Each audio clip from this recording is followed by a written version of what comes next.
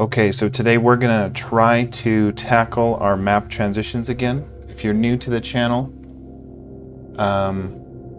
welcome. This is a video series documenting my progress in video game programming.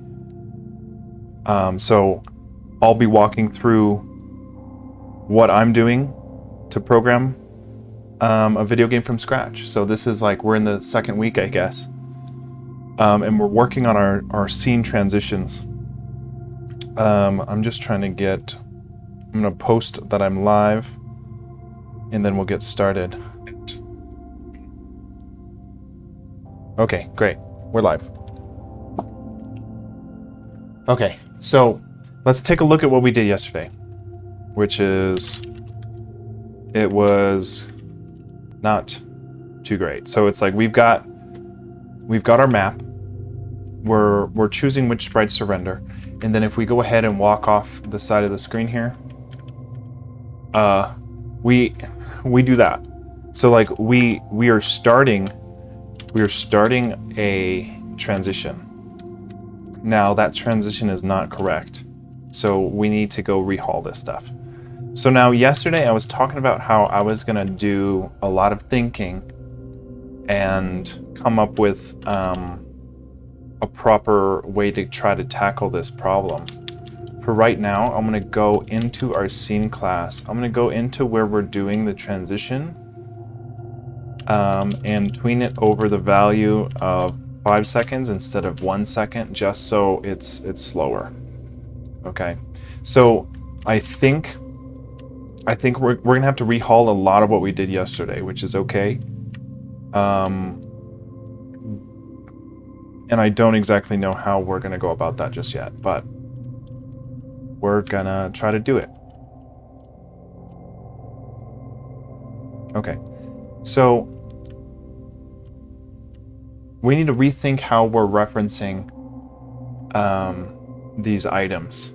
I'm going to pull up a GIMP.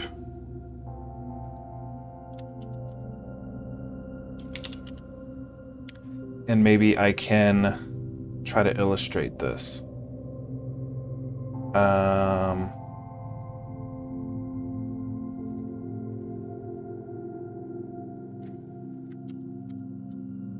My GIMP skills are non-existent, but it's what we got. So,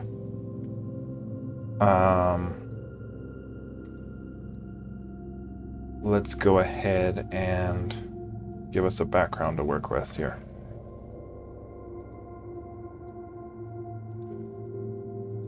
Okay. Okay, so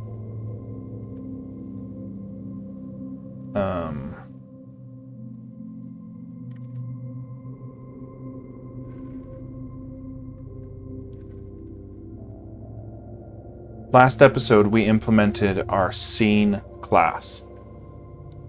And we need more than that, because if we take a look at what our scene class is, our scene is a current scene and a next scene.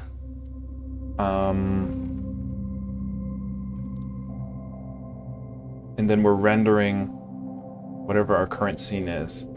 So I think what we need is a class to hold each grid of maps. Because if we take a look at when we're getting our maps, where is that? So this is our map, right? So this is, for example, a map at grid 3-3, and it's all of these tile IDs for our sprite renders. Now we're doing this in the play state, which doesn't make a lot of sense. We should, I don't know if we do this in constants, we declare them or what, but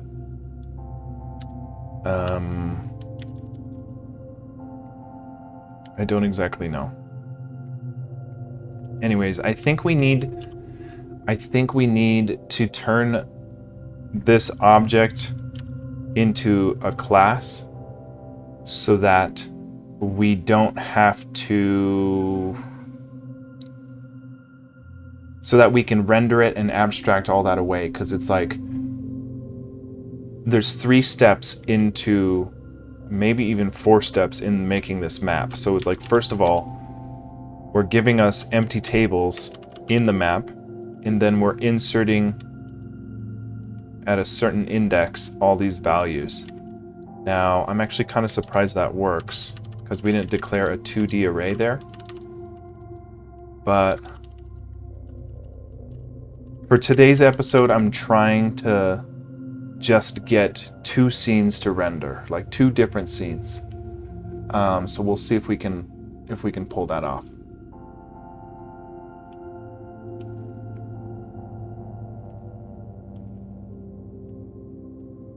And you know, I'm plugged into the Ethernet, but we're not really streaming at a full 60. But maybe that'll get better as time goes.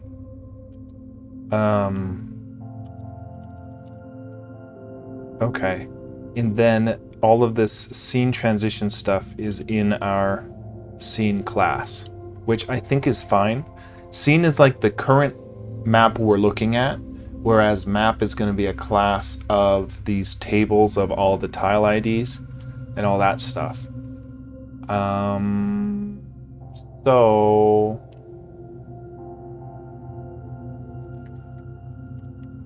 see, instead of saying next room gets a map 3-4, we need it to be a 2D array. So I guess if we turn it into a class, we can't. No, it will be a 2D array in the class.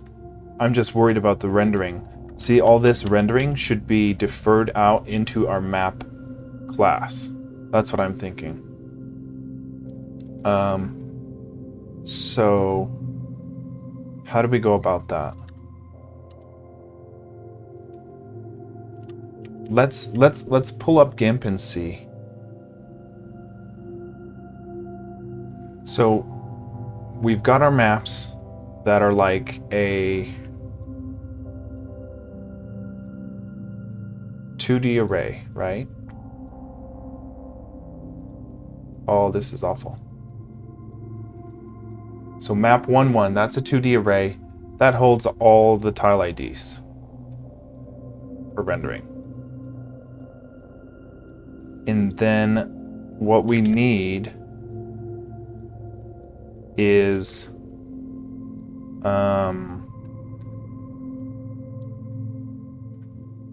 I think we want to make a map class.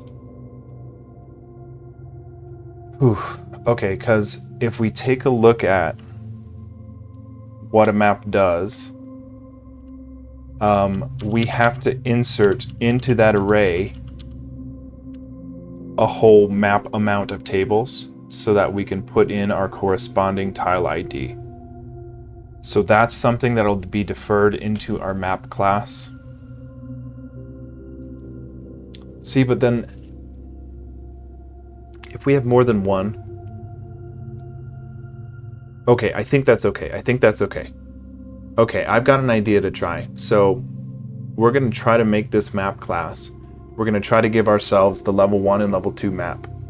And then we're going to render and translate the first map to be half off the left side of the screen and the second map to be half off the right side of the screen. And if we can get 2 levels rendering at the same time, then we're in good business to start working on these transitions. Because I think where we messed up yesterday is we went too far before we were, we didn't think in small enough steps.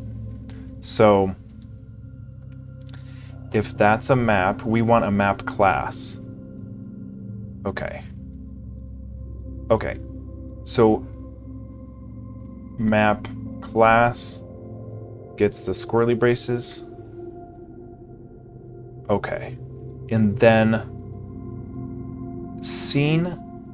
our scene class is where we're going to hold the reference to both our current map and our next map. Okay. I don't know if I like using the mouse like this, but hold current.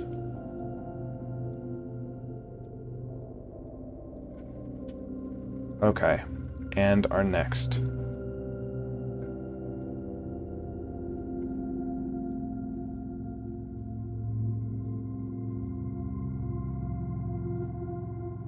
Just write everything all crooked. Okay. Okay.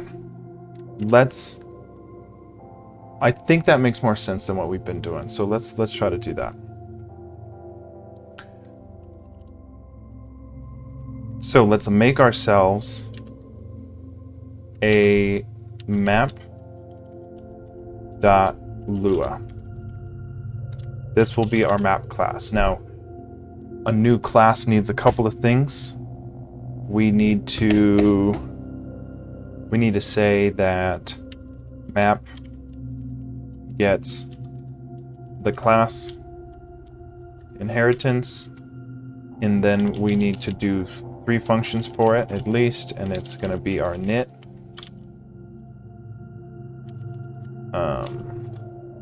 our update,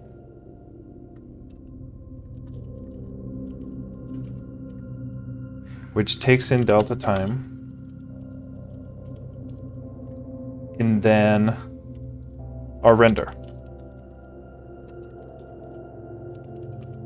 Okay, so this is where we can kind of abstract away all of that weird tile stuff. And I don't know if our maps should be in our constant, like our map declarations, or what, but we're gonna be trying here.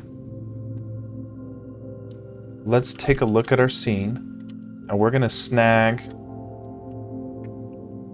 We need count. We need this map stuff.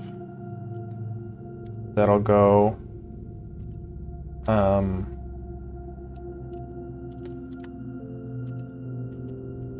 For right now, we'll put that stuff here. I think only one map should ever go. Yeah, I think only one map should ever go in here. Like as a class, the class needs to.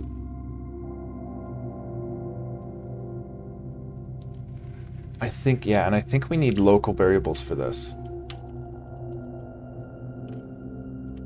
So let's see. I know we need count.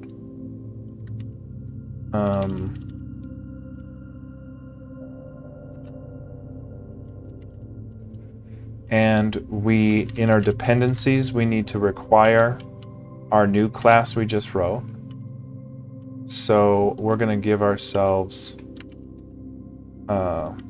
access to that class we just wrote, which is map.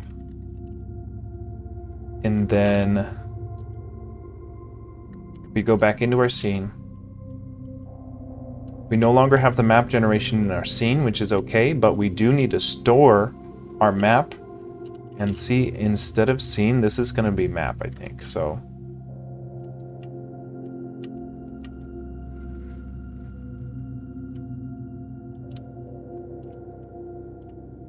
then here's the render for our map. And I guess we don't really. Yeah, okay, I guess we do just want this.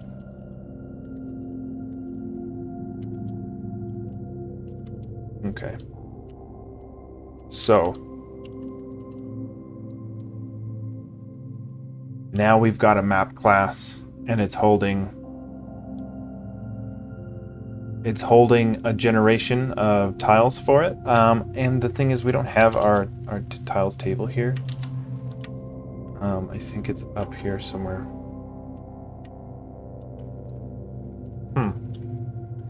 Maybe it's in our play state. Yes, it is. Okay, yep, we shouldn't be doing this. So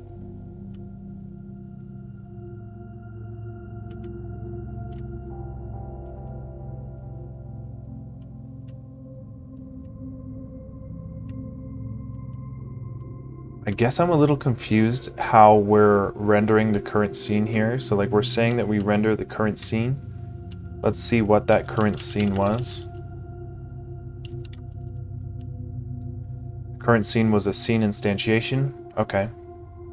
Okay, so I guess it would work. But we want to abstract this away. I want to say that we turn this off.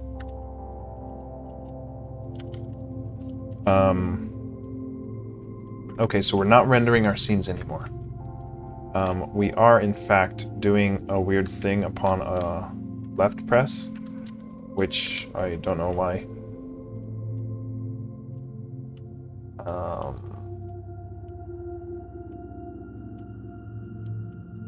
I think it might have to do with us taking the color out of our...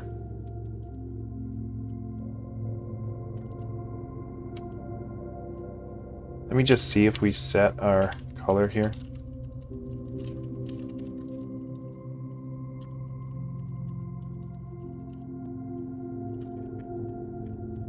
Okay, yeah, we don't switch that anymore. Okay.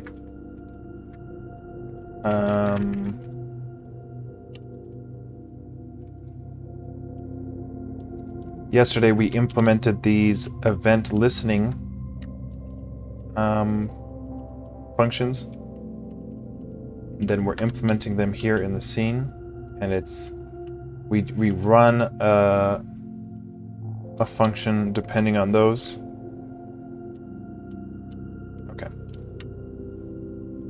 Okay, so let's just try to get one map rendering. So for right now,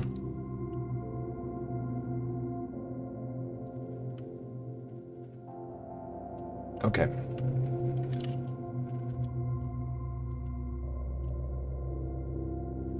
Okay, so in our play state, we've got our tiles. Now we want this tile. Yeah, okay. So I think we want this tiles table to be local to our map class, because every instantiation will have its own tile table. It'll probably be self.tiles. Now, we do, however, need the ability to save these maps.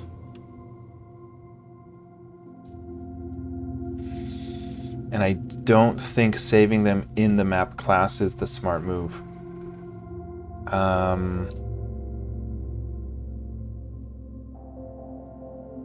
I guess it's because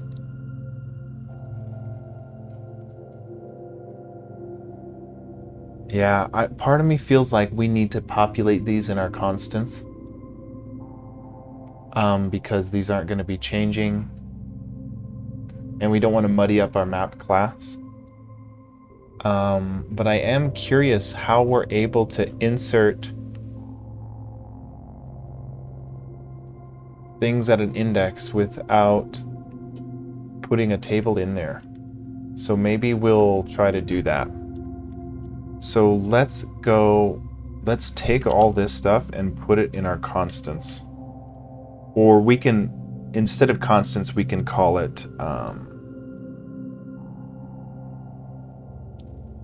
map tables? I don't know. Maybe we can call it...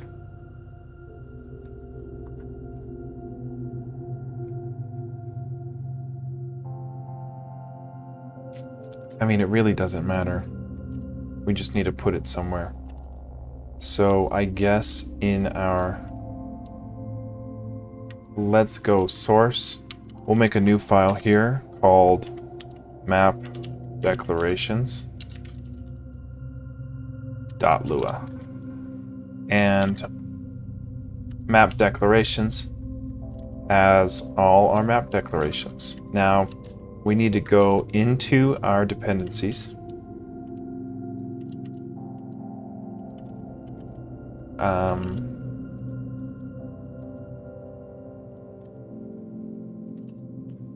And we need to include this, which, where did we put it? We put it in our source. So source map declarations. So if we go over to our dependencies, we can say, make sure we require our source map dependencies.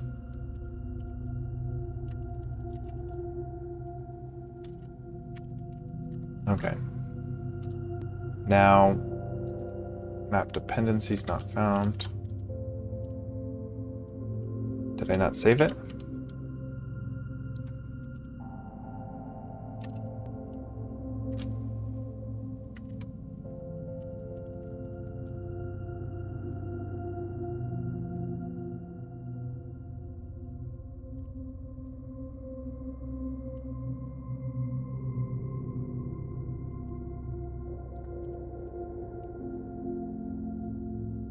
App declarations.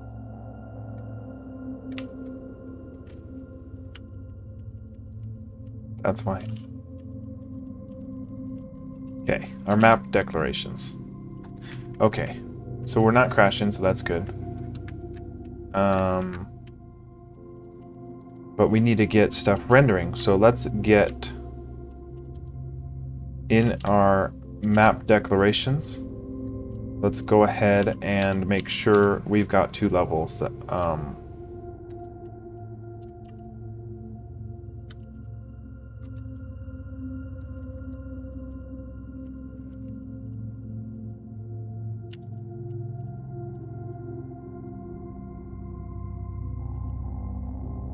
Okay. So I don't think we want this tiles table anymore. We want to put that in our map class.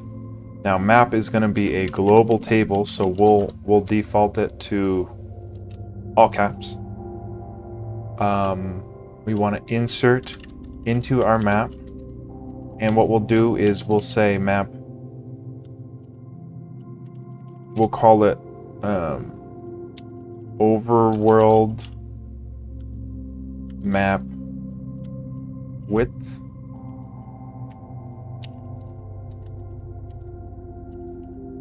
And overworld map height.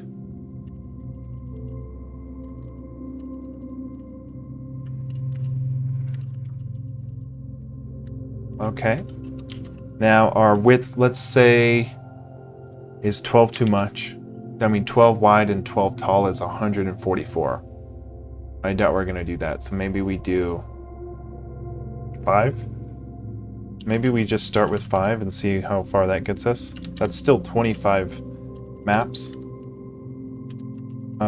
And we can always change this, but for our overworld map height, we're gonna insert an empty table into our map, and then into that table we're going to insert for every map width. We're gonna table.insert a into the map at the xth position. We're gonna insert an empty table. So that's gonna be our 2D array of maps.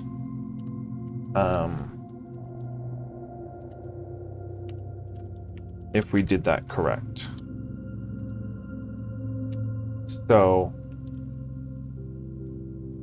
oh, we don't need this do. Okay. Okay, so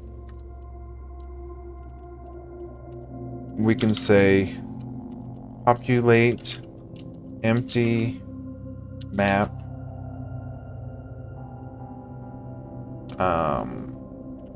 table with 2D array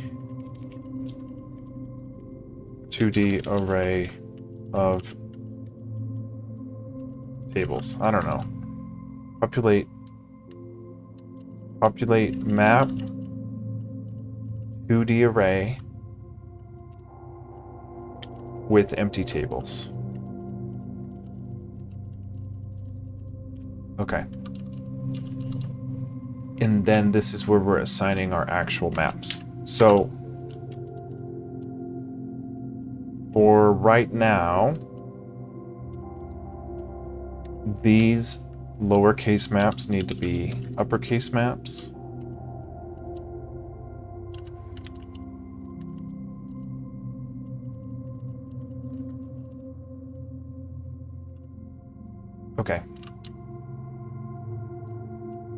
Okay. Now we can either call this map or call it grid. I'm kind of fine with map. Because map will be the whole thing, right? And then which index you're at in the map determines which one will be rendered. So now we've got a whole thing called map declarations that gives us these maps. So I'm curious if we go into our map class and we say, hey, this needs a self.tiles, and that's going to become an empty this. This is how we render self.tiles. What we're doing here is we're going through the map height, which is declared where? Play state? Yeah.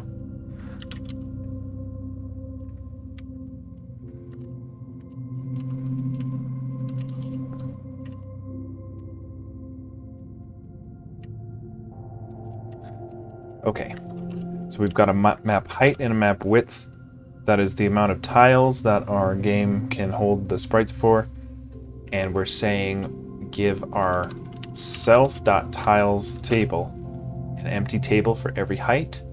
And then for every width in it at the ith location, we insert a value called ID. So it would be tiles at that index.id gets this self.current scene count. Now we don't have reference to this.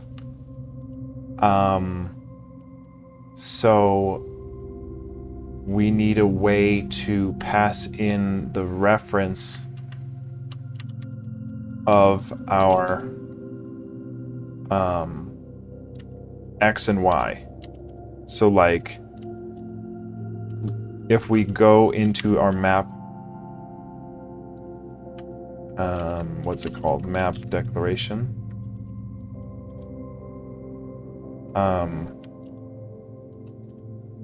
For right now, let's just do map 1, 1 and map 1, 2. So that should be the very top left map and the one right next to it. So if we're trying to index that, and we haven't instantiated a map object just yet, but this X and Y will be that row first, then column. So I guess we can call it, we can call it that, row and column. So we can go ahead and say self.row gets our row argument, self.column gets our column argument. And we want self because we want each map object to have a reference to what global map it's trying to reference. So and map width and height, these should be global too. So we can move these out into our constants, or we can move it out into our map declarations, which makes sense as well. So what we can do is say that this is actually map width. Oopsie. And then this is map height. We could say map height. And then we've got those as constants. So in our map class, we can say for our constant map height, do something a map width amount of times.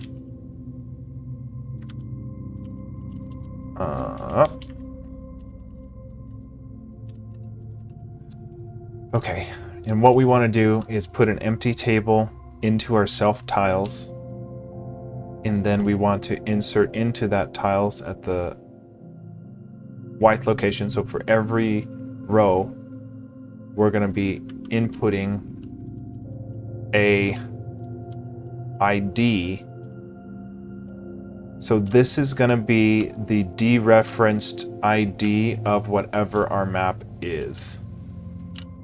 So, I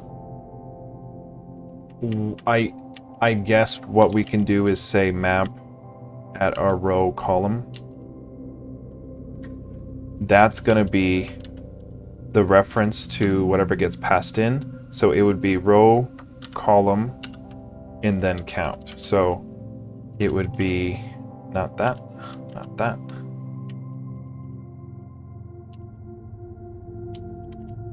So it'd be our global row map, and then it would be count. And then we upgrade our count. Okay, so count is just the index. So for every map height and my map width, 10 by 8, so that should be 80. There's 80 tile IDs. That tells us which sprite to render. So our row and column here is going to be indexed. You know, we pass in a row and column for a given map instantiation, and then this goes ahead and populates it with the correct IDs, and then this will hopefully render it. So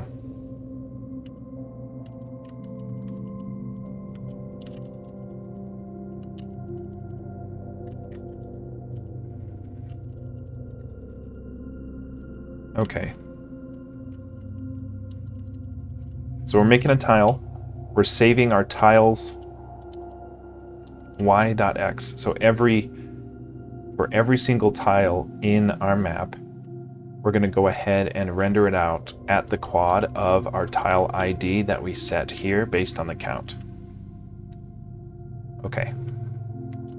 So that's looking good. Now all we need to do is instantiate this map object in our play state or in our scene, and then try to render it and see if we can get our first map going. So I'm going to go to the map declarations.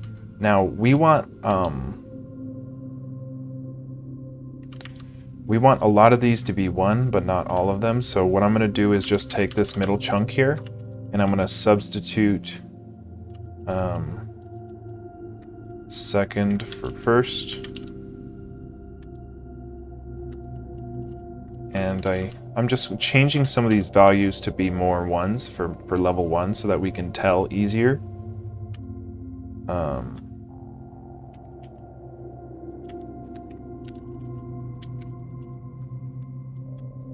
Substitute third for first.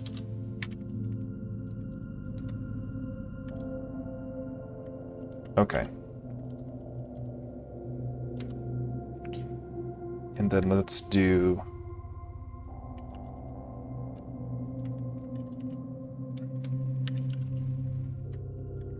ninth for first as well. Okay.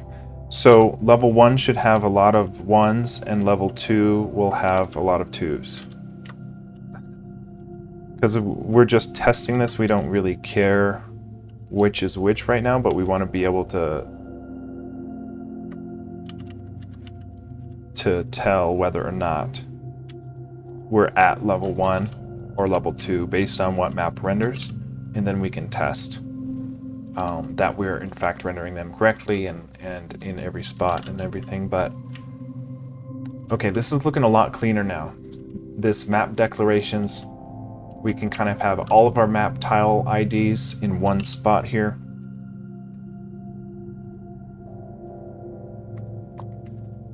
So we still need to instantiate our map object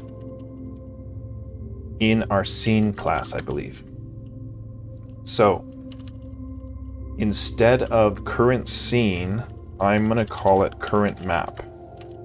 And we have a next map as well. Now,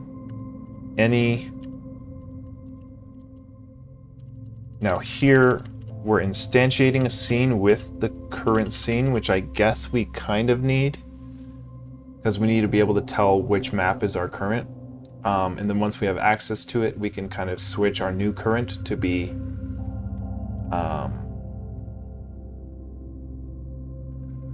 Yeah, I don't know. I guess we don't have to require this, but we could always add it in when we instantiate. Maybe we'll leave it. Okay. So scene is the class that holds the reference to our current map and our next map that's going to be scrolling on. So we need a scene to be instantiated in the init function of our play state, which we don't have. Where do we... Oh, okay, we turned it off. Okay. So what we're going to do is we're going to make a new... We're going to make... You know what? Yeah, I guess we are kind of on the right track with that. Okay, so... Current scene implies there's going to be another scene, but there's actually going to be another map, not the current scene. So...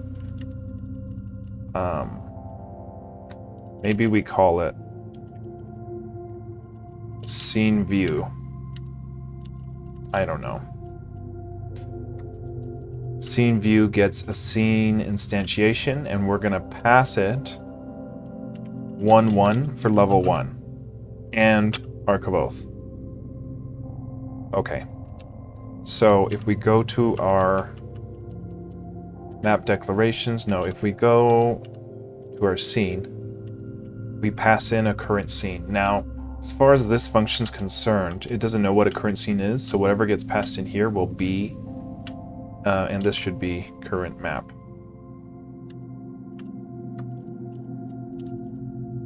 So we pass in map 1-1, which should be our current map. And we're assigning it into a field of our own self.currentMap. We're taking the next map, and it's nil initially.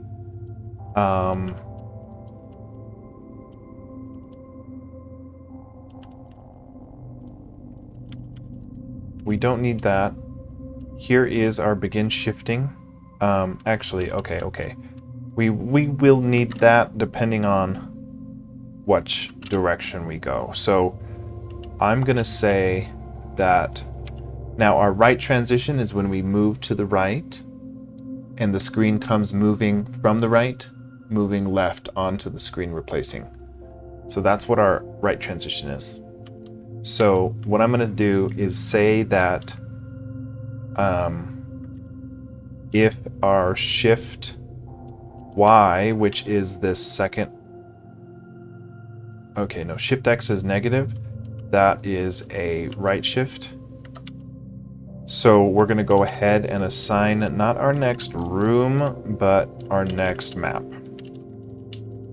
And right now we're going to hard code it, but we want to do some arithmetic on this to make sure we give the correct map.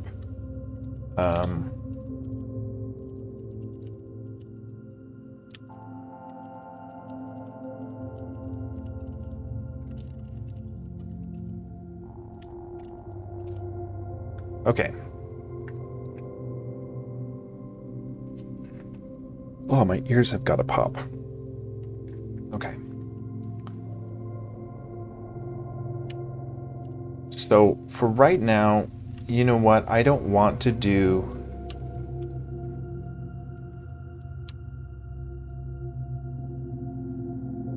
I don't want to do... I guess we just won't trigger any...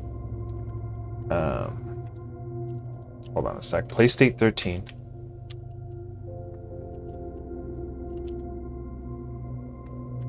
Oh. This is map all caps now. Let's make sure we don't mess that up in our scene either. We do.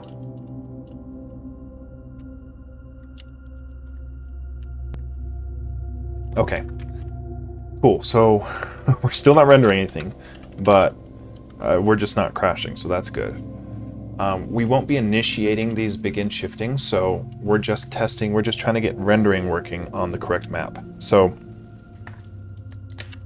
what we need to do is in our play state, we've got a scene view.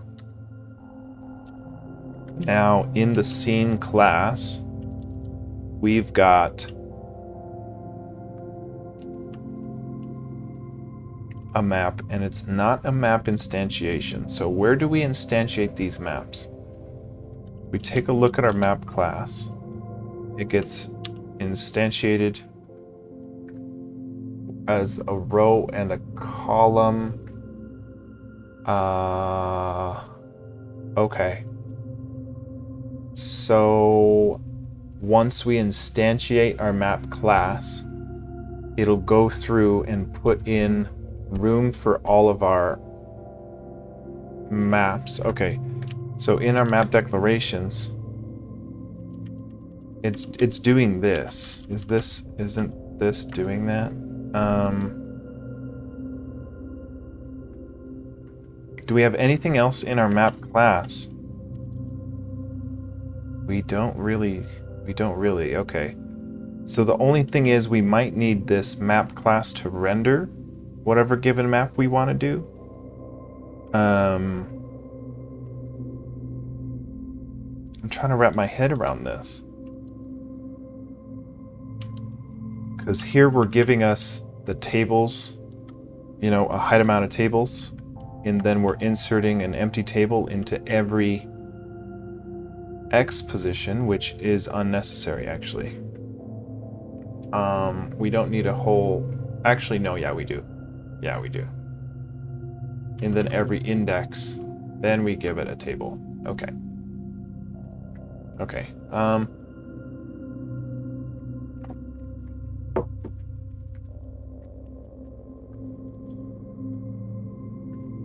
Okay. Let me see if we can print out what map 1111 is. And if it is first, then we might have something to do. Well, let's see. So I want to love.graphics.print, and I want to print out a string that says map 11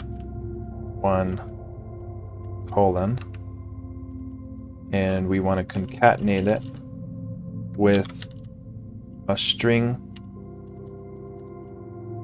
of what our map 11 at its first index is. So there's that three-dimensional array. And then we want to print that out at, let's say, 5 and 20. And if this spits it out, okay, so it says nil. So we don't actually populate that at the moment. So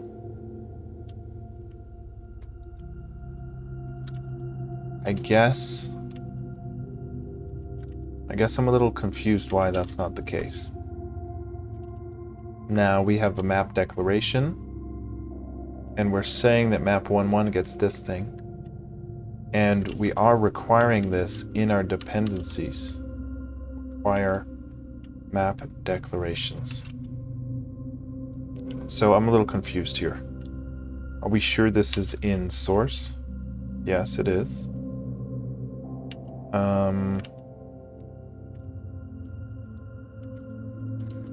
Now, I don't think we need this first slash, actually. But still doesn't render it, or still doesn't give it. Yeah, I don't think we need these initial slashes.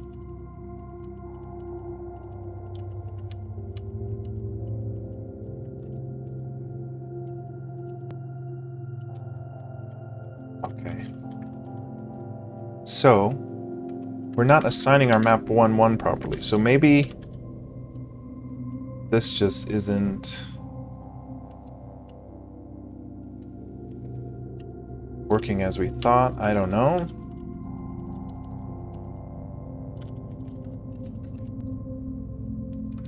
Okay, so map declarations 25 you don't like.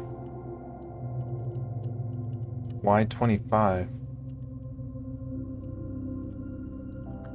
I'm curious if we take if we don't insert an empty table into it,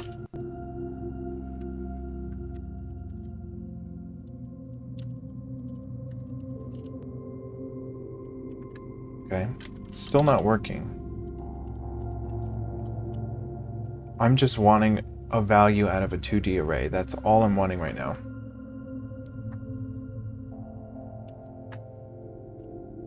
So our map is an empty table. We're inserting an empty table into every overworld map height, which is 5. And then we're inserting an empty table into each height. Oh, maybe this should be Y. Because for every height, well, no. For every height we want an empty table.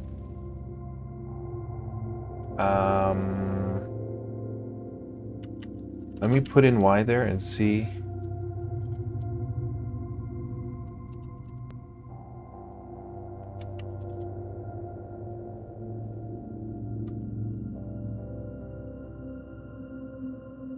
Okay.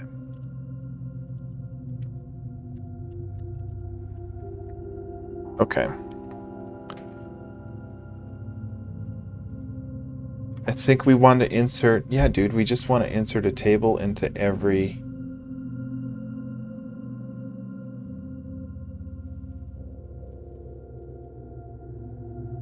Yeah, every width of our map X.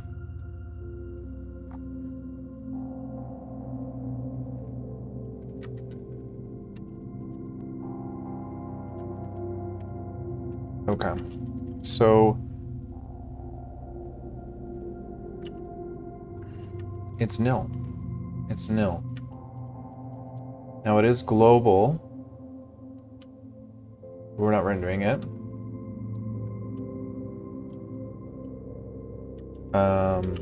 We're not trying to render the sprites, we're just trying to render the freaking tile ID. So, where do we even do it, man? We do it in our main? What if we don't do it? It shouldn't matter where we do it. Let me just see what happens if we do this.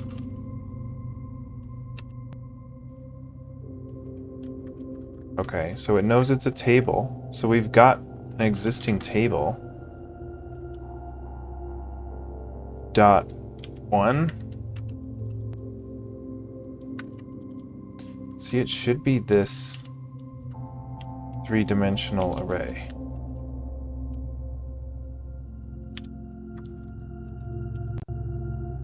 But it's nil. Okay, and let's go baby talk on this thing. If we literally say map at 1, 1, 1 gets a string that says first, is it still no?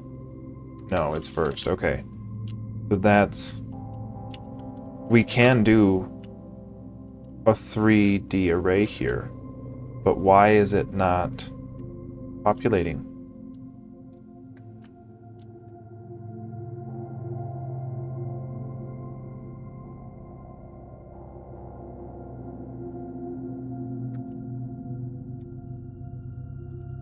Okay.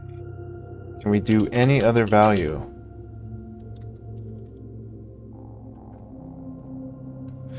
Okay, so does our... Oh, you know what? Well, no, we are requiring our dependencies very first off, so we should have it. And we have access to it because if we turn that on, we get the number first. So we know we're able to talk to this line of code already, but we're not accessing it correctly. Why is this so tough?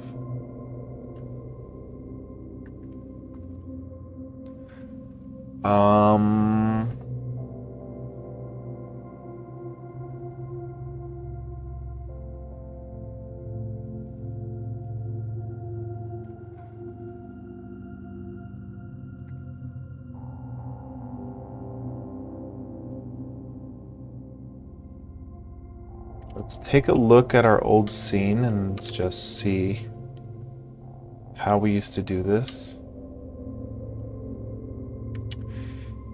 And you know what? What I'm going to do is detach, and I'm going to just run a get diff, and we'll just look at when we kind of instantiate the maps.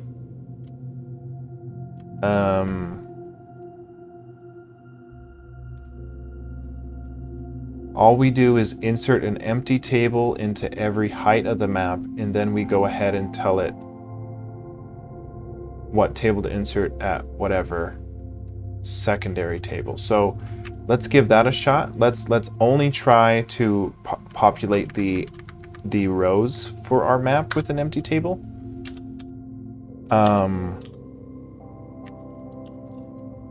Let's see if that makes any difference.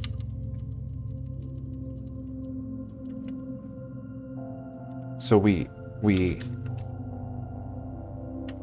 insert an empty table for every row, and then we're gonna tell, hey, the row at that one at the first index gets this. Still nil.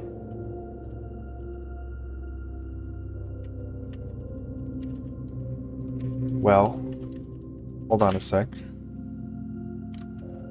We've got the table. We've got the table. So why is it nil when we try to index it? Ay, ay, ay. We've got this 2D array, and the first index is the string first. But we're not able to print that up. I guess I'm curious if we just we say that gets the string second, then we go into here and we just print up this. Will it be nil? No, it's second. Okay. So why can't we do it with the 3D array?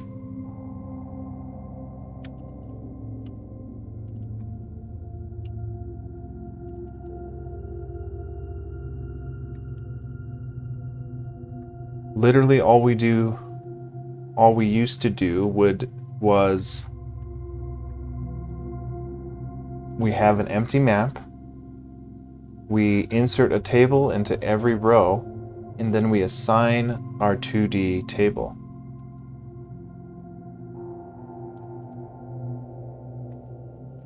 And then we do the same thing for our map 3, but we're just not able to print up what it's storing. What am I overlooking here?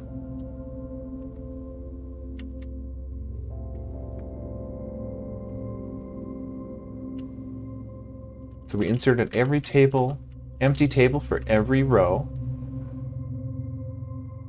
And then we're saying that the map at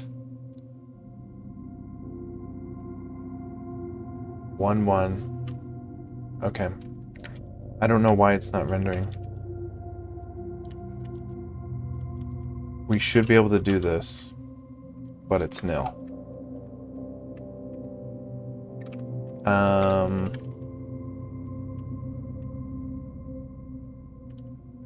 Maybe we try this out in our play state. Let's just try it out in our play state. Still nil.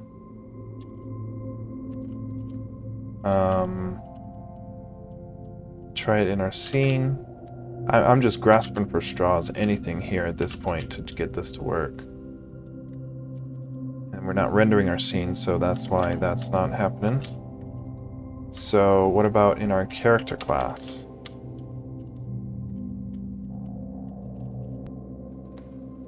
Still nil. Okay, I'm just misunderstanding how you're able to assign 2D arrays, I guess. Let's go back to lowercase, So I feel like uppercase changed its color in the LSP.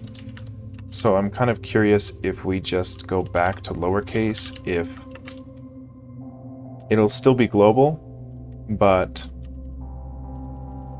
maybe it'll render different now.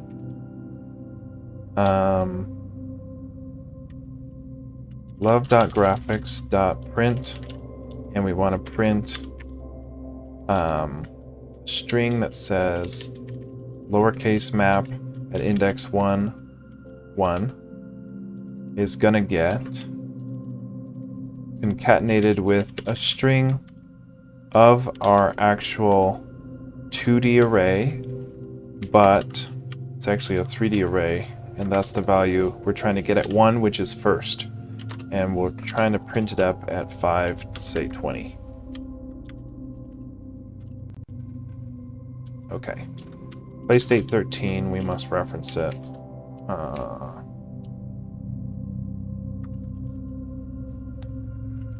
Let's just turn that off for now.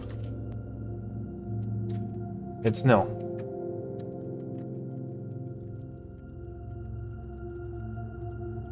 We know we can have a 3D array. We know that. We know we can print the value of it. But why is it not working?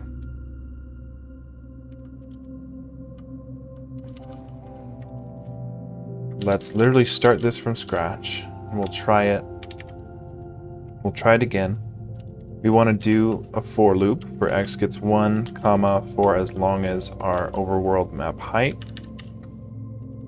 And what we want to do is insert an empty table into our map list. And we give it an empty table like that. So now, at this point, map would get an empty table.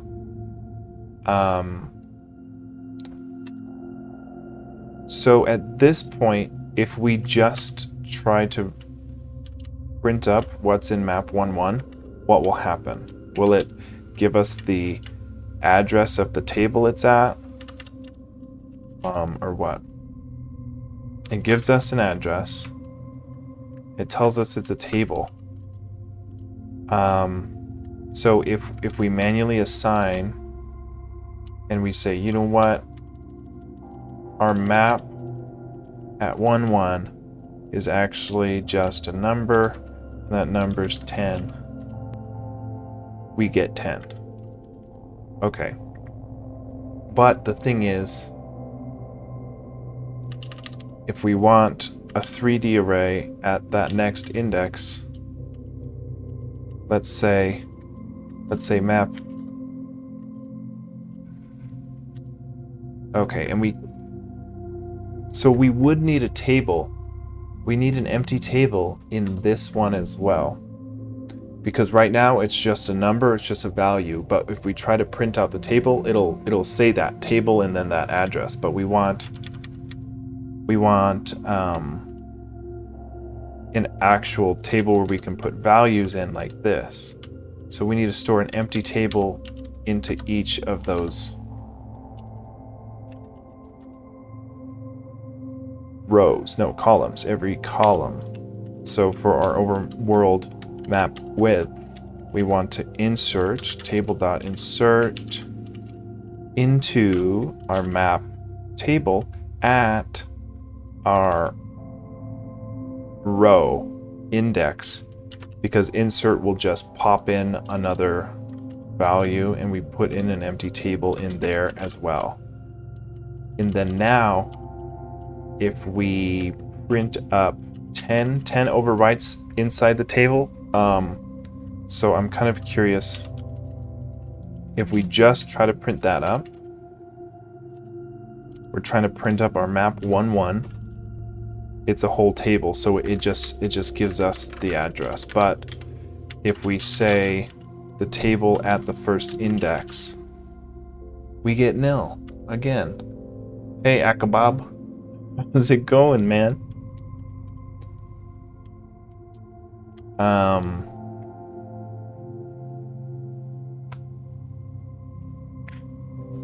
Yeah, we're stumped. We're stumped. I'm trying to literally just print a value in our table because we're trying to refactor all of our maps and scenes. I'm just literally trying to just draw a map that we declare, and I can't even get values out of it right now. So I'm gonna turn this off, and I'm gonna say that our map at 1,1 gets a table of just 2 values. It's gonna have 1 and 2 in there. And I'm just trying to print up these values from our main by way of this 3D array. Hey, that works. That got 2, and that gets 1. So why is it that our same code, just with different numbers? Oh, you know what? Okay, I got an idea. I think it's been messing up because it doesn't know what these values are. It doesn't know. Does it? It should have reference to our let me just try something. If we put quotes here to make it a string, can we then in our main state print up map 111, which should be the string first? We can. Okay, so that's the missing link here, is that our tile IDs are not being linked anymore. So we have to put our tile IDs. See, and I was thinking that these are constants, so we have access to them, but for whatever reason, it's not working here. And maybe in here we need to require our constants. Which, if we look in our dependencies, we've got source constants. So let's just take that line and we'll say, hey, give us constants so we can refer to them. I'm gonna keep the string in there at that one, but then I'm gonna say in our main, we're gonna print up what's at 2. And if this turns out to be first, we're in business. It's 1. That's actually correct. This is what we've been missing. We just didn't have access to our tile set here. Our tile set key codes, whatever you want to call them. Okay, so if we were to go, since it's a 10 by 8 map, if we go to 80, it should be the number 6. So if we go into our main and we put in 80 here, it should be the number 6. Yes, okay, we're in business. Okay. So we've got... Okay. So, Akabob, we did... I forgot who called you Akabob, but it was funny when they said that, so you're kind of Akabob to me. Also known as Akabob, I should say. What we've done in this episode so far is make this map class, because we were trying to do everything in our scene class, and we were trying to give ourselves a reference to the current scene and the next scene, and then all of our rendering for all our maps got all thrown off because we were trying to render multiple things. So we're outsourcing our maps, population, and rendering out to this map class, so that we can go back to our scene and say, hey, our current map in our scene is this map instantiation from this class. And if we render that map scene, it should handle all the map stuff for us. We shouldn't have to think about any of that stuff. So that's what we're trying to do right now, is just trying to get level 1 to render on screen, because right now we're nothing. And then if we trigger the transitions, I think only right is on right now. Well, maybe not. Maybe we turned them off. Okay. So if we take a look at our play state, we need to give ourselves a scene, which we took it off. Now I'm going to go back into our map class and give us this global, actually our map declarations. I'm going to go back to changing this to all caps map. So we're going to substitute every map with an all caps map. And then in our play state, let's go ahead and give us a scene instantiation that takes in this level 1. So the second parameter of our scene class is what map we're on, which makes sense because if we save our game, we're going to save what scene we're on so that we can load the game back at the correct location, right? So we need access to our character because we need to shift our character, and then we need access to our map so that we can render the current map. So right now we're storing this in scene view. So I guess for right now, let's just make sure that our scene view gets rendered. But our scene view would need to be updated as well, I would think. So let's just say our scene view gets updated here in the play state. Because we need to pass in delta time to our timer tween, so we need access to that. And then now we've got a scene instantiation in our play state. We shouldn't crash, which we don't. But now let's take a look at our scene. And what we need to do here is we've got our current map, because that's what we passed in as a second parameter. We're at map 1-1 right now, which is our first level, which has mostly first billiard balls for us to see. So we're taking that parameter, we're assigning it to our scene's current map field. So our scene.currentMap will get that map 1-1, which has all the tiles to render. But we still need to render all that stuff. So I think what we need to do is we need to yeah, you know what? What we can do is we take our map class, we pass it in the current map argument. Now, if we take a look at our map class, we're actually, yeah, we have it taking in 2. I don't think actually we kind of do need this. Because we need to know which number, row, and column of our map table so that we can give ourselves the tiles to render. So if we just give it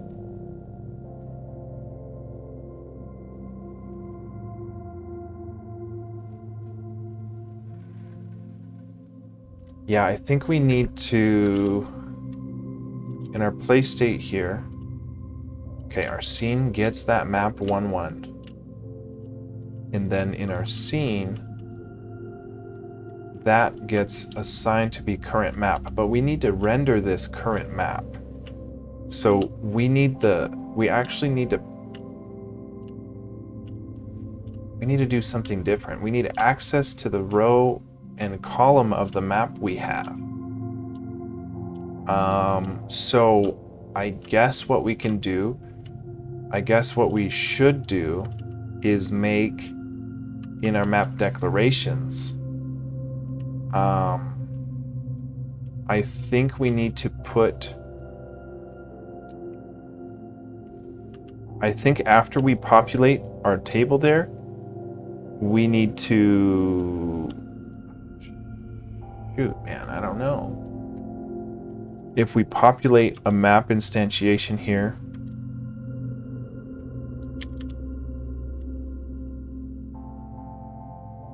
but our map takes in a row and column.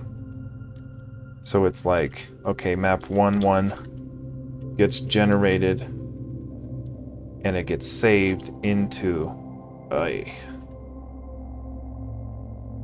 I don't know if this is making any sense at all, but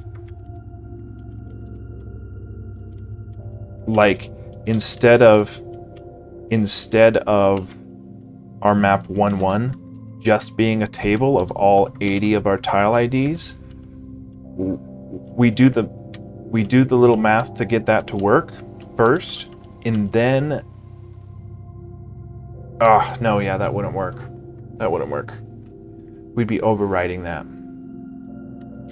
So what do we do here? We need access to the row and column of our map so that we can render each one.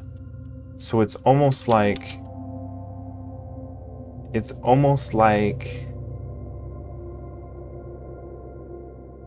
okay. So what if we put in our scene that we get a map X? I guess we can call it map row and map column.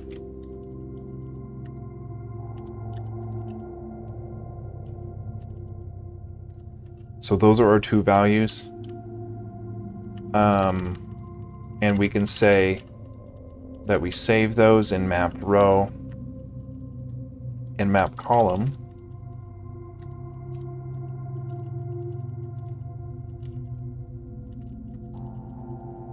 Okay, and then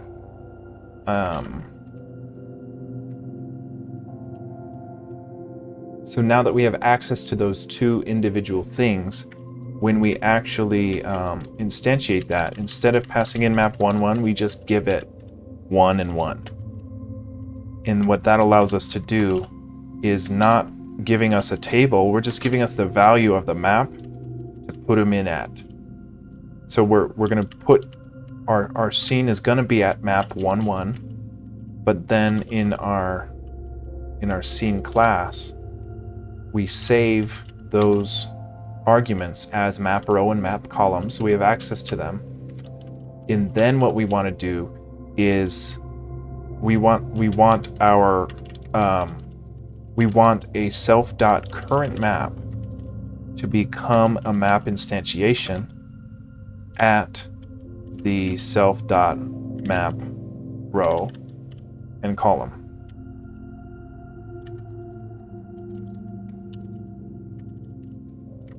Okay, so now we should have a map object saved into our scenes.currentMap field. Now if we take a look at our map class, we give it a row and column, and then we are given, we give ourselves an empty table for tiles, then we insert empty tables into every row for tiles, and then we insert the map, our map table at the row and column. So in this case, for level 1, it would say map at 1-1 at count, which is going to be all 80 of our tiles. We're going to insert that number value into the ID field of our tiles table, and that's what we're actually rendering here. Our tiles table for every single sprite gets saved into a tile object here, which we're using as the index for our quad of our main tile sheet. Jesus Christ, okay. So this is looking a lot cleaner now, but does it work? So if we have a map object, all we have to theoretically do is render that map object, and since that map object has a row and a column, it knows how to populate the ID for the given map. I mean, for right now, we only have the two maps, 1-1 and 1-2, but let's just see if we can get map 1-1 to render. So we're in our play state. Actually, we're in our scene, because our scene needs access to our current map and our next map. So here is our current map. So let's say that all we do here is, we're not going to translate stuff, but what we are going to do is say self dot current map render, which, since we instantiate the scene with the current map of map 1-1, this render function if we go to the definition of this, our current map, you know, at map 1, would then render all of our tiles. Hopefully, let's see. Okay, map 12, we're crashing. So map 12, this is a self.tiles.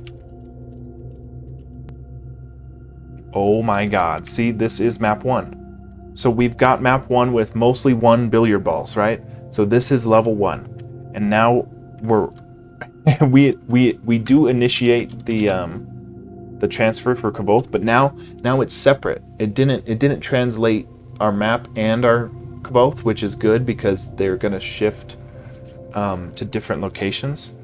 So let's just see if we did this correct. If we go to our play state and we instead render a level 2, we got level 2. Okay, there we go. So, okay, so here's the thing I wanted to try for this episode. We got a little overwhelmed yesterday with all the transitions and all the stuff, and we couldn't make heads or tail of it.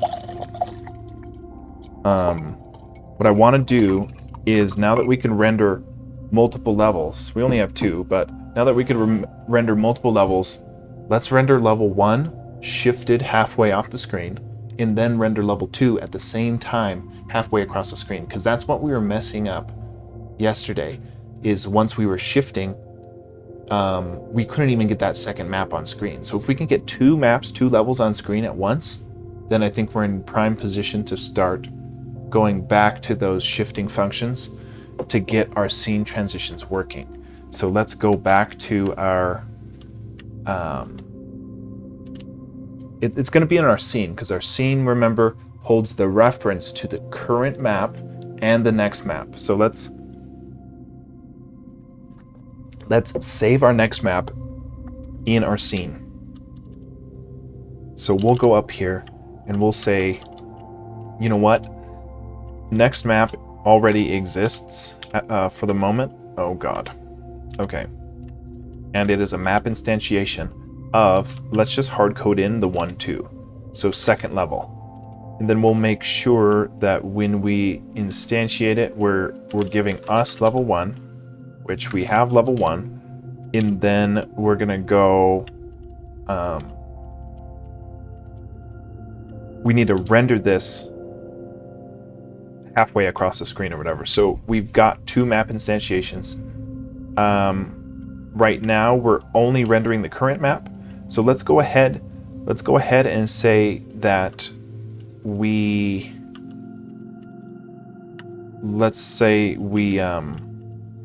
translate the current map to be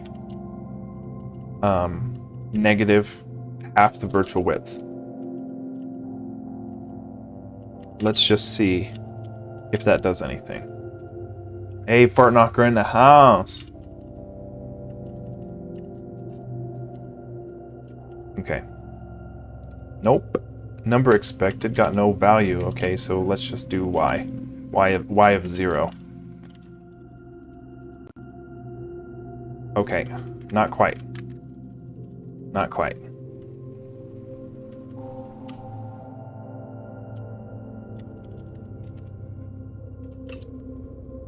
Okay, so we've got level 1 here.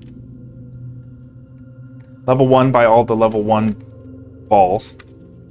But we're trying to just render this shifted. So I'm trying, maybe I thought we could translate this a little bit. Let's give it just like a small number to see what this does. I think that'll shift it right 5 pixels, which it does. Okay, so if we go minus 100 or whatever, we can shift level 1. Okay, so we've got level 1. It's looking like that. Let's turn that off real quick, and what we'll actually do is we want to render our next map as well, because our scene has to contain a reference between our current map and our next map. Now we've already instantiated that next map, So we need to render it. Now, right now we can do this current map render only because in our map class we have actually, yeah. So as long as the object is of map type, we can render every tile within it as long as we have a map object. So we should be able to go into our scene here, and we should be able to say next map render. But we don't want to just render it, and for right now I just want to make sure that level 2 is appearing. It is. It's all the 2 balls, all those blue balls. And we're going to be going, we're going to render this first map a little bit to the left, and then we're going to render this second map a little bit to the right. And if we can get more than one map on screen at the same time, it's a bigger success than yesterday. So we got blue balls and red balls. We don't look like we're shifting this very much. Let me just see. And I don't exactly get how love.graphics.translate is working. It seems like it I can have it above the line and it shifts it, but as soon as I try to render this one and translate this one first, oh, you know what? We've got too many blue balls in our... No. We are rendering more than one thing.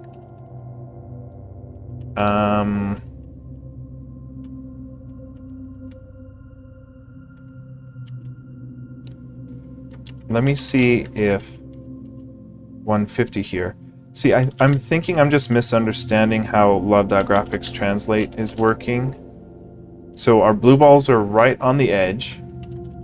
And if we try to draw this one first, our blue balls just get reset.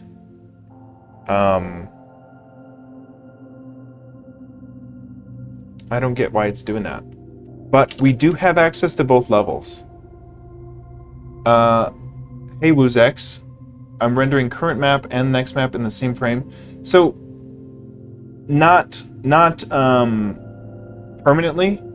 Yesterday I tried implementing the scene transition from walking from one square to the next, which during that transition period you need to render both maps, and I wasn't getting both maps to be able to be rendered until I split it out into a separate map class like this.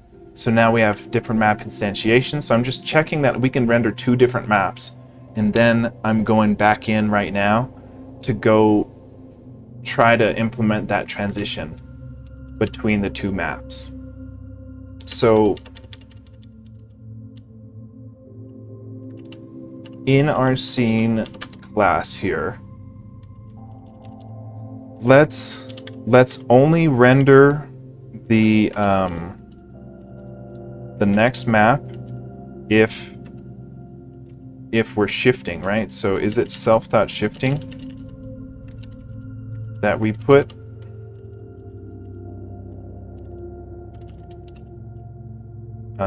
Let's see, shifting, yeah.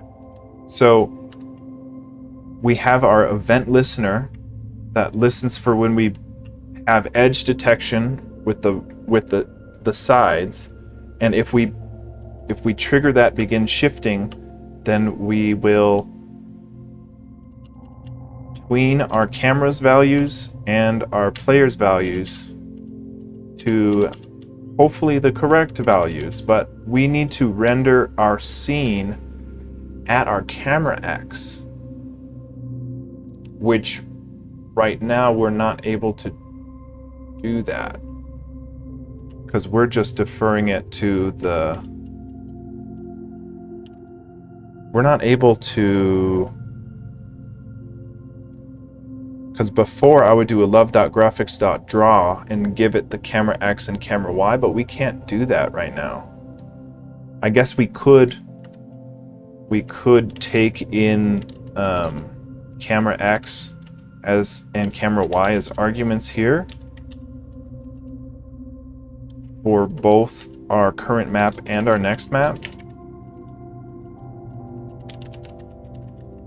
And then as long as in our map class we give access to these camera X, camera Y,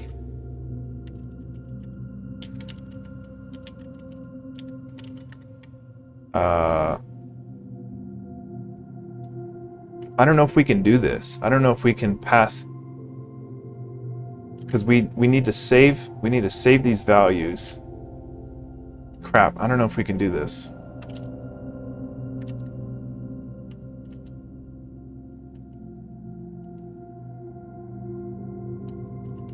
I don't know if we can do that, because we're trying to have access to our tween values, which are in our scene here. We need this camera X and camera Y, because that's how we're offsetting the transition. Let's see if we can do in our map here. Let's see if we don't do self, but we just say this, and then, you know what? I'm in too deep. I don't think that's right at all.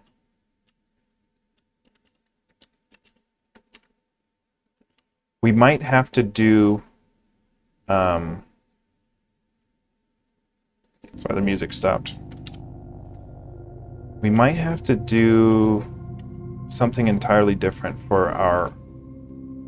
We might have to put our event listener in our map so we know how to offset it. But wow, this is really tough. Let me take a look at the other code we've got going on for the example. So if we do this, we can go into our Zelda game from game dev 50, and this is the scene transition we're trying to accomplish, but we've got, you know, a totally different tile set, totally different way of rendering the maps, because they randomly generate these tiles. So they don't really need a table and to populate the table with the certain tiles. They just randomly generate the tile IDs for each map. But I guess I'm curious about if... I'm going to take a look at their dungeon class. Where is their dungeon class?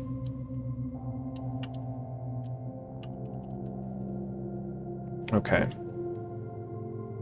So see this camera X and camera Y, they're... Oh, they translate. Okay, that's the secret. You translate and then you render. Okay, so that's the secret. Let's see if we can't figure that out. So in our scene class, this is where we get our camera X and camera Y. If we're shifting, then we're going to go ahead and love.graphics.translate by that camera X and camera Y. Okay, so we still have the event detection. So we would need to render our current map off while this new one comes on. Instead of rendering the entire map, could you not pass camera X and Y to map render function and use that to offset what to actually draw? Yeah, that's what I was trying to do here with the arguments here. But the thing is, we're rendering all the tiles individually there. So we could modify the X and Y by our camera X and camera Y as well. But I think this is so much cleaner. So if this works out, it'll just be a lot cleaner. But I agree with you. That was my initial thought. That's where my mind was headed. But let's see if and you know what? Let's just get our stuff not translated for the moment. Or yeah, we don't want this. Okay, current map, we just want to render. And then if we're shifting, we want to render the next map at a translate. So let's see that. Let's see. Current map now, if we walk to the right, should trigger that animation. Number expected. Camera X. Is it self.camera X? Yeah, it should be self.camera X, I think.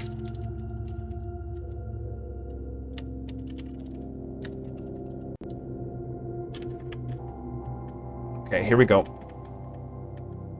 Come on. Okay, scene 82.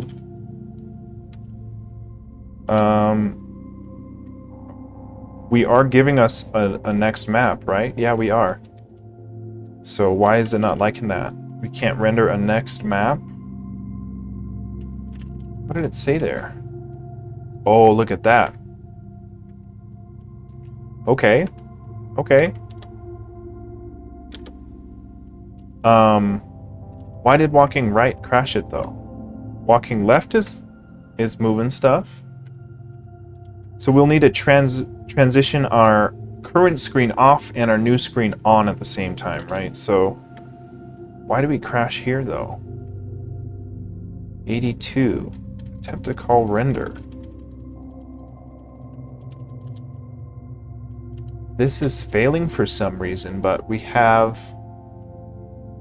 Why is it, if we ignore the shifting and we just try to render the next map, that works. So what is it failing at? Maybe it's... I don't know what it's failing at, because if it renders this and then it renders that, why is that bad? Let's just see. If we're shifting, we're just going to render the next map instead and not even translate. Let's just see. Well, still crashing.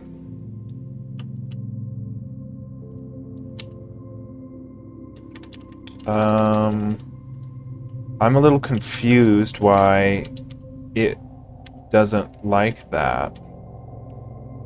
Now, we do... When we finish shifting, we go ahead and stop shifting. Maybe this is the line that's messing. Well, I don't know. Let's just see. I don't get why this one would work, but right is not working.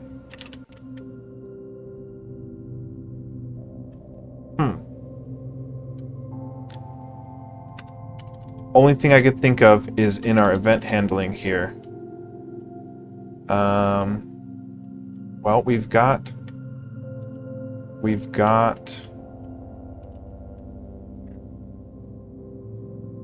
Yeah, I don't know. I just put in the same value as another to see if that stops it from crashing. And it does. So what is it about a negative virtual width in our begin shifting that it's not liking? If our shift X is negative, that would be right here. Oh, okay, hold on a sec. Yeah, let's turn that off. That's exactly why it was messing up. Okay, we're rendering our current map. If we're shifting, we're going to translate our next map by our camera X and camera Y.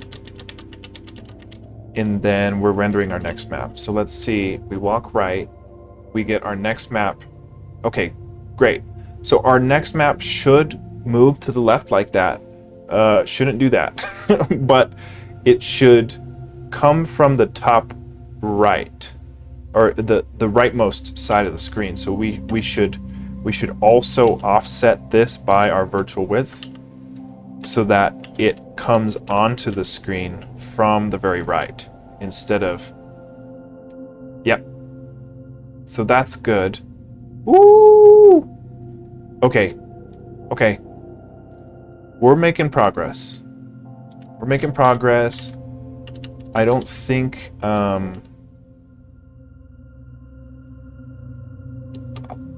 I don't know why our FPS is kind of rendering all over the place.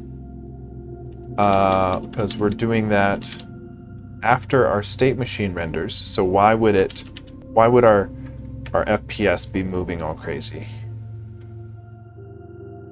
I guess it gets tethered to...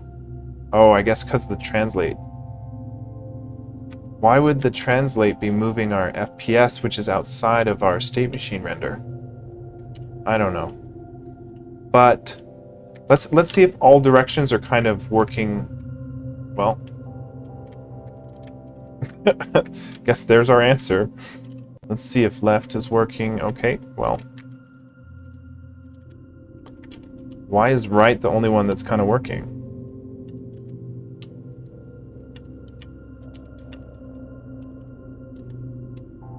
Okay. We render our current map. If we're shifting, then we render our next map once we translate it. Oh, see, that's why, because this needs to be based on what our camera X is, depending on what our shift X is. So we've got a shift X here. Let's just take this for reference, and we need to do a specific translate depending on what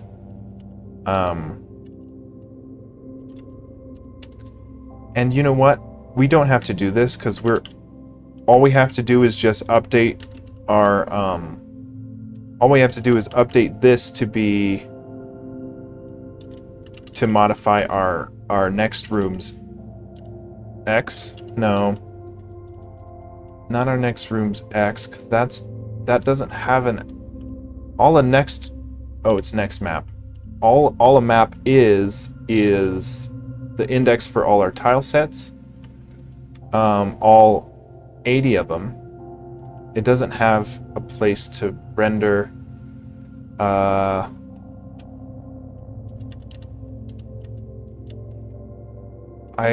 don't know. I guess for now, maybe we just worry about getting our players X to be shifting correctly, and then we can worry about the scenes after that too. So we're not rendering our player in the scene. I don't know if that's a mistake or not. Well, we're actually just modifying our player's position based on our shifting. So we would just modify our position, and then the player class would take care of the rendering for it. So let's just see what I'm going to make sure we don't have that. Let's just do a we just want to do a love graphics translate for our camera X and camera Y. And we'll just worry about Kavoth's location for right now. So if we walk to the right, Kavoth needs to move all the way to the left side of the screen at the same Y. And we're crashing. This is self.cameraX and self.cameraY. Okay, so Kavoth should just move to the left. Okay, now as soon as the transition ends, see, he shouldn't go that far. He should go just to the end. So we're moving our X to this player X. So if we go off the right, X needs to be 0. What if we say X needs to be 0 plus our map width? So I guess it would be just our virtual width. Let me see, because I was thinking 0 because it needs to be left. Moves X, I think a mix of both translate and offset camera would be ideal. If you translate and don't offset, then even though you're not seeing the total map, you're still rendering it to the screen. Yeah, that's true. That's true. But the good news is the game is so tiny. The game is Game Boy resolution. So I'm not worried about rendering a sprite, you know, for a transition period. The transition only lasts 1 second. So I'm not too worried about that. And we can worry about optimizations once I'm like actually getting the scenes to change correctly. And I'm trying to just understand what's happening here. Because player X of 0, by the time the screen gets translated, X at 0 is moving both all the way to like a negative, a 0 on the screen that's moved all the way to the left. So that's why I'm thinking about setting it to virtual width and see what that looks like if that goes to our true X0 position, which it's looking like it is. So by the time it ends, we're right there. That's looking right. So we don't want to be perfectly flush. We've been giving us like a 3-pixel border for that transition period because we don't want our player X to accidentally trigger begin shifting left after it shifts.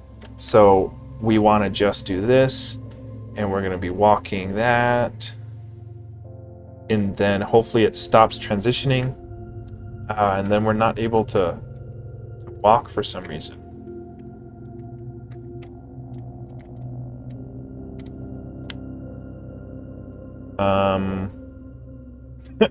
Shit. Okay. Let's just put this a little higher and see if that allows us to walk, because I don't know why we're getting locked out of walking. Okay. I don't know. I don't know. But we should, by the time we finish shifting here, okay, so this, as long as this is the same value as whatever our offset up there is, maybe it'll allow us to walk by the time we stop. Okay. See, why does that get off? Jeez, and then we still can't walk to the right. I guess I'm going to put the keylogger up on top of the level so that y'all can see what keys I'm pressing still. Here's the keylogger. Yeah, we'll render the scene before we render the keylogger. And actually, we'll render the scene before the HUD as well. Okay.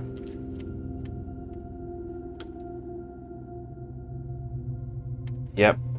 So we don't want our HUD to transition off with our thing either.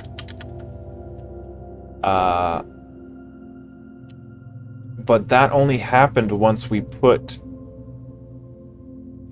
I think if we put our love.graphics translate back to 0 here, it might not render our HUD off with the translate.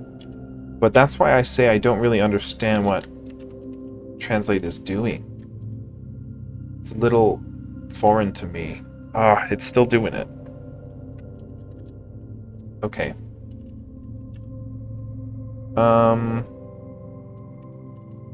So why is it? Was the HUD always rendering off with that? No? Okay, I don't know what love.graphics translate is doing behind the scenes. I need to look into that some more.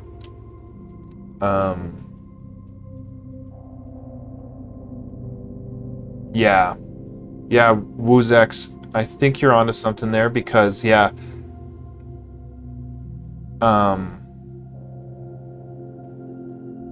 yeah, when we do translate out of bounds, which is, yeah, I wonder if we print up our character's X and everything, if it would go out of bounds, and that's maybe what's throwing off our walking here. I wonder if we just go and print our character's X position and Y position. We'll say here this is X, and then we'll print up his Y as well.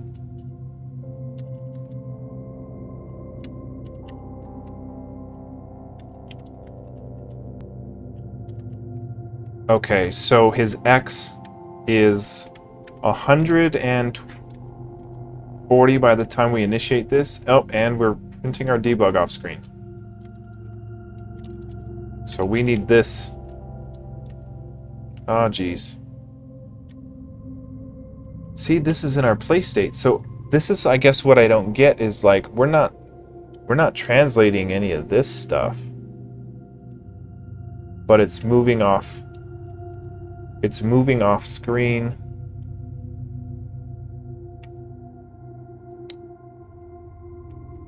Yeah, where is this moving off screen, I guess?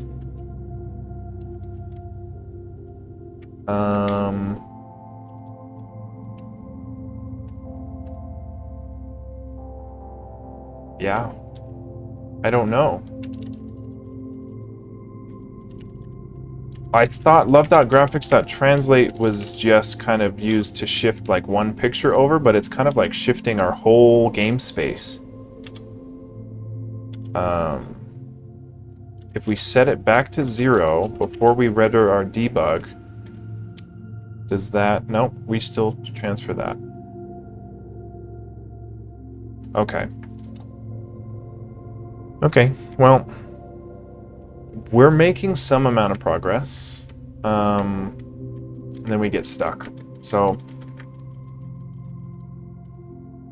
depending how your logic is, I would assume that if you use camera X and Y to do bound checks, otherwise this will happen. Okay. Well, yeah, I'm not too sure how the translate function is working, so I think I need to figure out that first, and then I think we can be more diligent about checking the camera X and camera Y stuff. Because I don't get why we're translating all of this input when our scene view is the one that's holding the translate function.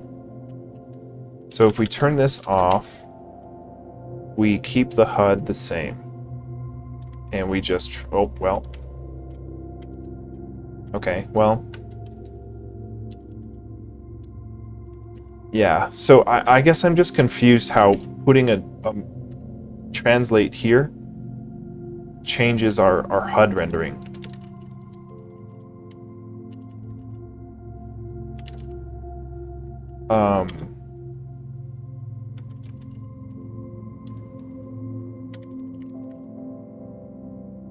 It's like, is there a way to untranslate it? I don't get that. I'm gonna have to dig through the example code to see, because translating by 00 wouldn't undo the translate, it would just not translate it any further. So that's why I thought putting in the negative values would kind of untranslate it so that we can render our debugging without it scrolling off. Oh, well, it did work there, but we our guy isn't rendering there. Okay, so let's do that again, and let's just look at our character's X, but our character isn't moving correctly anymore. Okay. I'm gonna have to look into this translate function further and know how to untranslate it. Everything after that translation will be drawn at the position you have. Okay. So you need to use camera X and Y to draw it properly. So you're saying instead of translate by camera X, but to just draw it by camera X.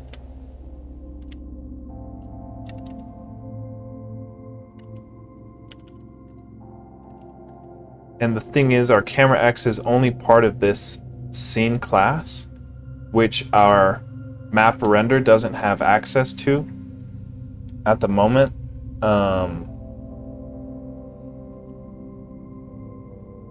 Yeah, I guess I'm just, you know, I just don't know enough about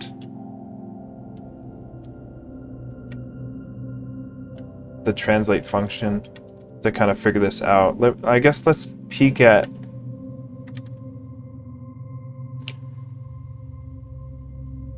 because I use the translate function because I saw it here in the Zelda repo, and if we take a look at that, they've got, I guess, in their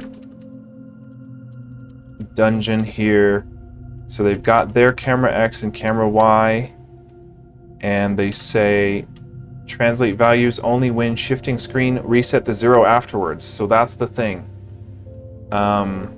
We got to shift our camera X and Y to 0 upon being done with the transition. Just like WooZX is saying.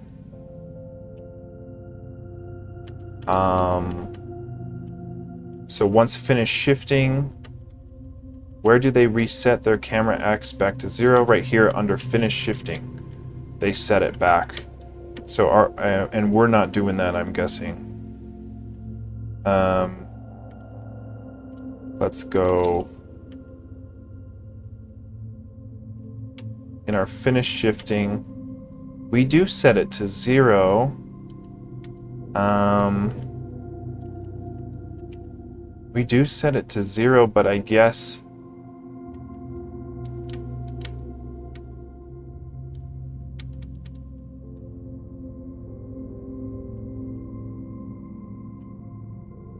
yeah, I don't know. We do set our translate back to 0. It's just not quite working, I guess. Or like during the transition, it would still mess up our rendering there, but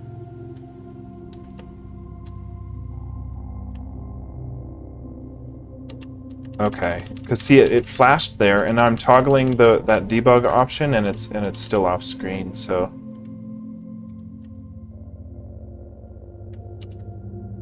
Let's go back to our scene.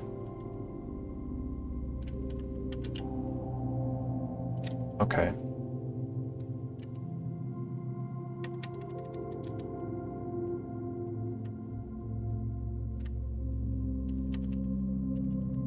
Okay, and if you guys can't tell, I'm a beginner at this kind of stuff. I'm figuring it out as I go along. You know, I think I got enough to kind of chew on and think about. We are rendering more than one map, which is good. We're triggering our transitions when we're not supposed to, because our character X position is they probably use the camera position to render. Let's see.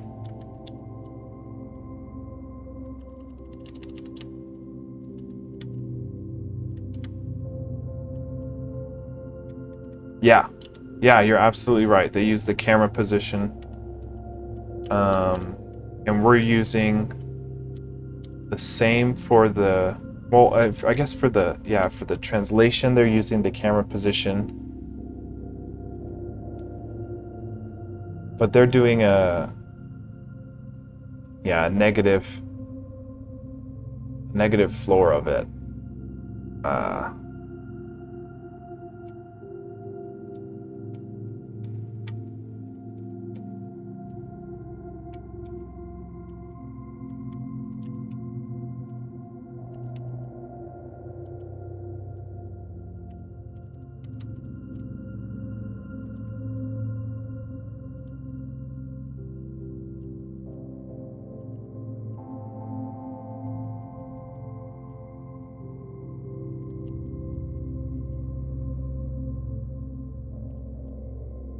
Okay.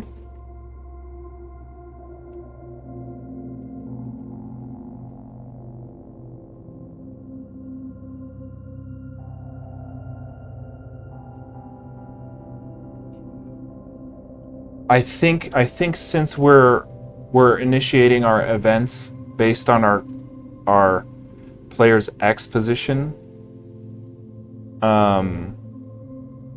it's just triggering a whole bunch of unintended transitions as we get translated wrong because we don't have the correct values in there yet. So we either need to stop checking for an event if we're currently shifting, which is probably a decent choice, just so that we don't get multiple scene transitions when we don't want it. So I think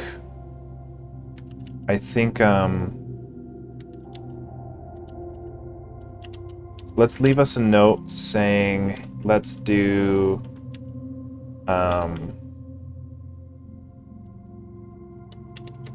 we'll say cease event dispatch if our scene is transitioning. And then we'll handle make sure both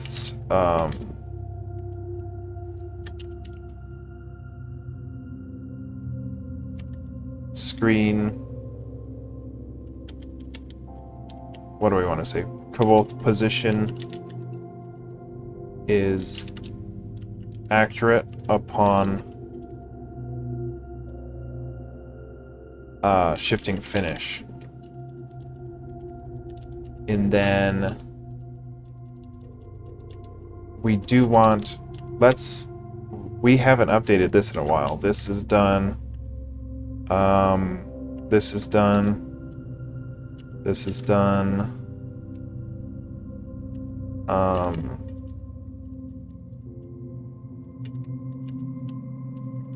Okay. Now, we do have this pretty way to declare a tile ID, thanks to today. Translate all images off screen. That's what we're working on. Okay. Okay.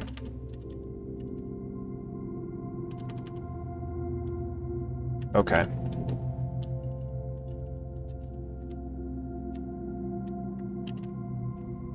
Okay, so let's take a quick overlook at what we did do today, which we have a map class now, and that is getting a row and column, which we have a map declarations file now that is populating our maps with the tile IDs of the appropriate sprites. So that's where we're getting all of our billiard balls. We're slicing it up there into quads. So now we have a pretty way to kind of declare which levels are what sprites. And we can render more than one map at a time, which is good. But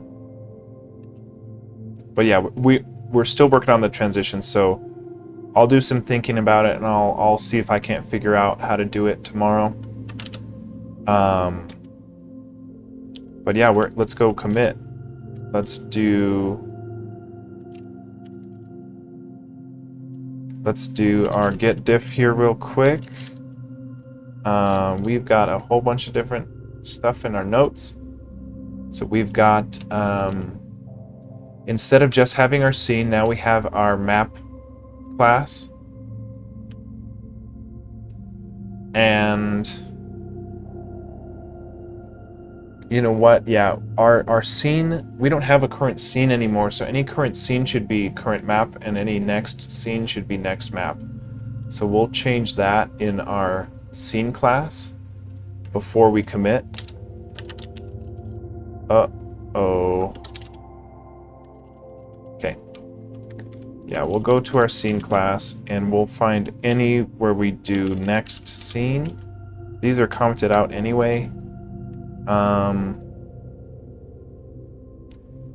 Yeah, let's just change this to map,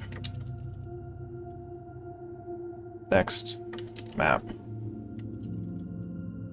Okay. And then any current scene.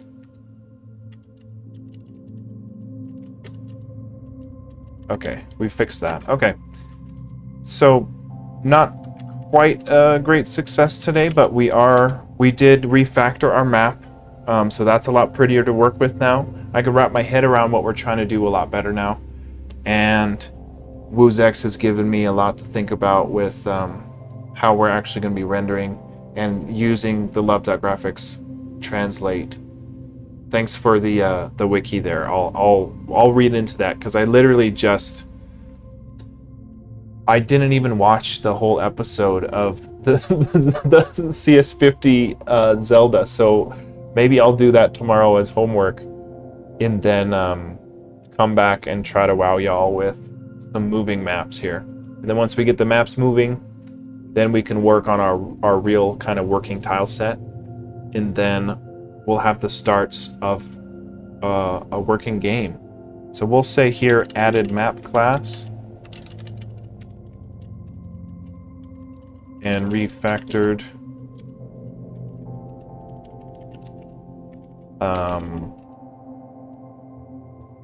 scene transition.